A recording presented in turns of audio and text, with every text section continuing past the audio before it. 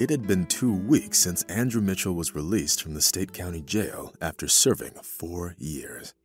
Frankly speaking, he got his sentence due to a foolish mistake. Having grown up at an orphanage, he found himself captivated by life on the streets and agreed to take part in robbing a grocery store. As fate would have it, Andrew didn't even have time to enter the ill-fated building when the alarm went off. The police arrived immediately.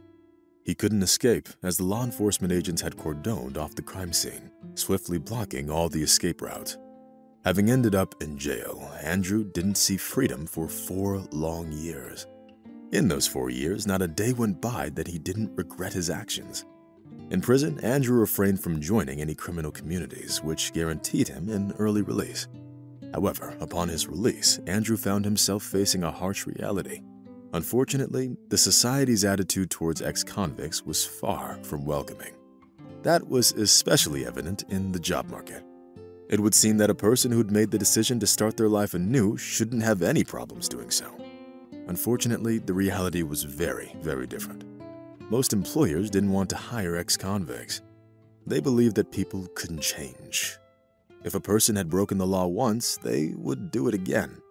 Thus, as soon as Andrew shared that part of his biography, he immediately got pointed to the door. Eventually, having grown tired of the endless job search and the infinite rejections, Andrew turned to his old friend, Henry. Standing at his door, Andrew couldn't find the courage to ring the doorbell. Fortunately, the door soon opened on its own, and Henry appeared in front of his old buddy. "How long are you planning on standing there? Come on in. I just made eggs and bacon for dinner." Andrew smiled and followed the kind man, whom he'd known for several years now. Soon, the two friends were already sitting in the kitchen discussing Andrew's situation. What troubled Andrew the most was a lack of work and housing. Despite Henry's understanding attitude towards his friend's problem, there was nothing he could do to help. Henry was barely making ends meet as it was, trying his best to survive in this harsh world. "I'd gladly let you stay here," Henry began. "But Mary and the kids will come home in 2 days.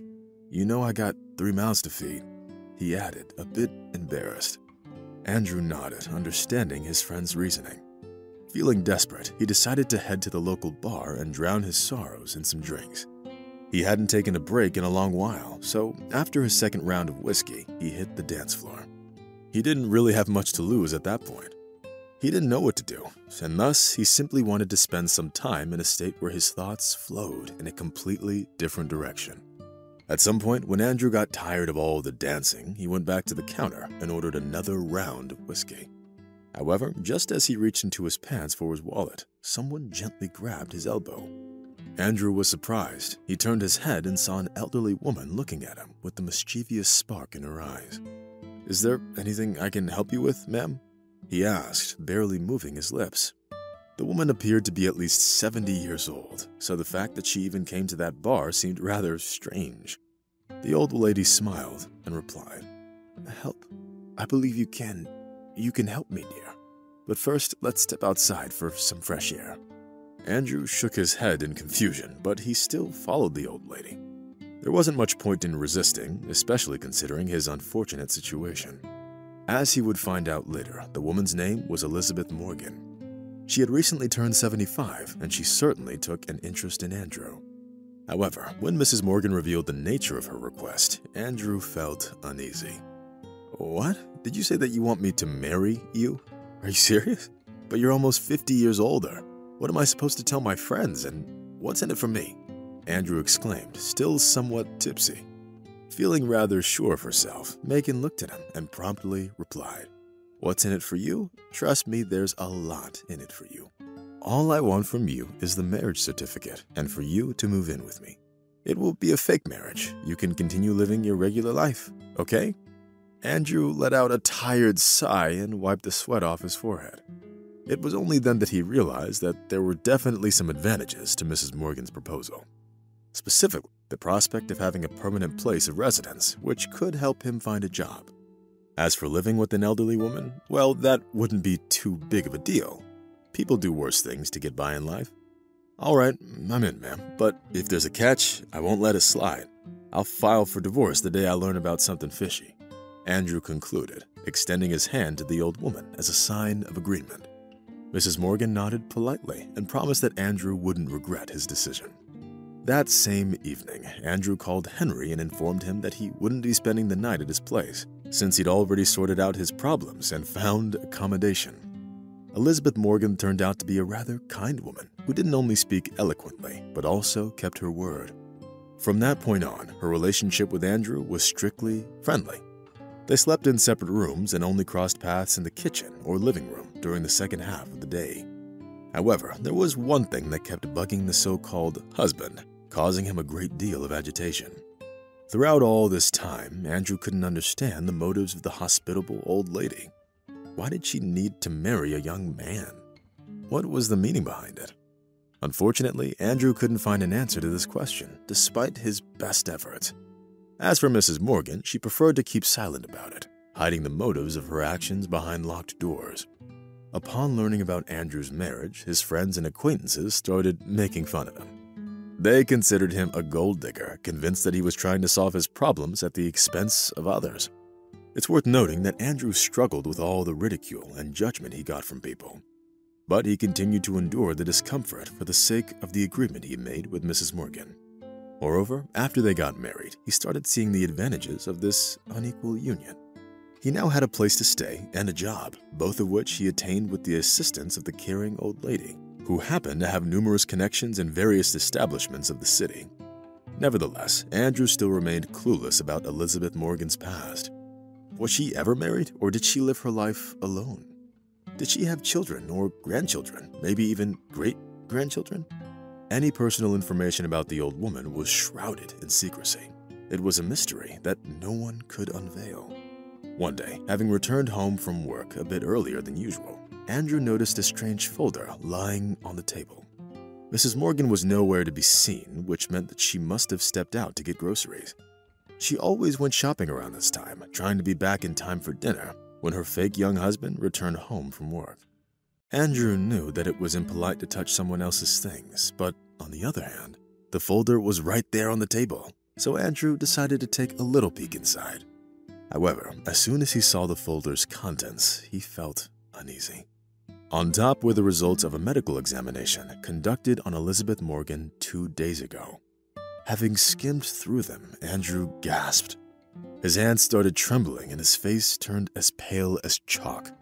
Andrew read the medical report over and over again, yet he couldn't believe what was written there.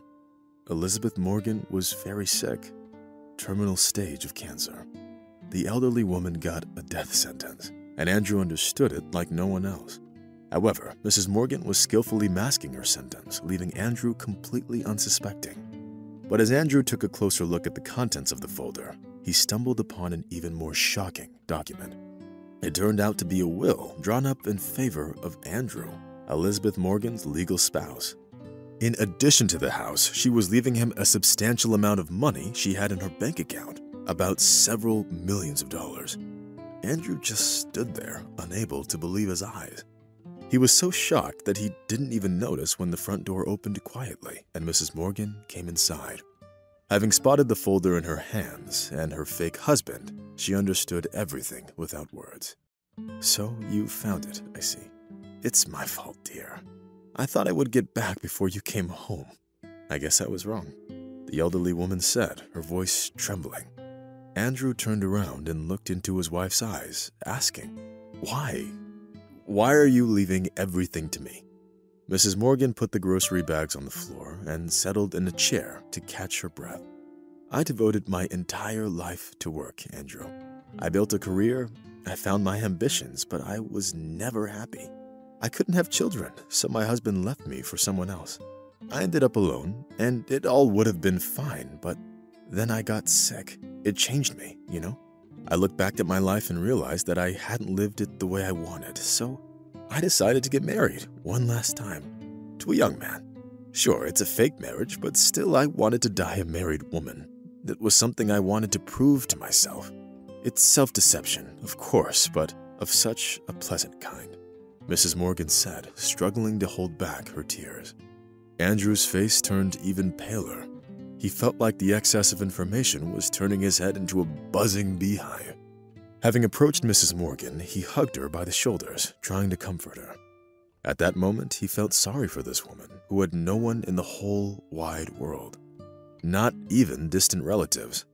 The reality was that Mrs. Morgan wanted to live the last of her months with the illusion of a happy family life, and she didn't mean anything bad or inappropriate by it. Despite the fact that doctors only gave Elizabeth Morgan a few months to live, she lived for 3 more years and passed away on a quiet fall morning when the leaves had already turned yellow. Andrew was by her side throughout this time. He played the roles of both her fake husband and a caregiver. The most interesting part was that Andrew didn't do it for the money.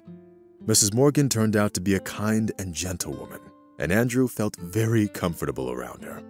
Despite the fact that 2 years had passed since the old lady's passing, Andrew still came to visit her grave every Sunday. Brushing away his tears, he always brought a mourning wreath with an unchanging inscription, "To my beloved wife from her grieving husband."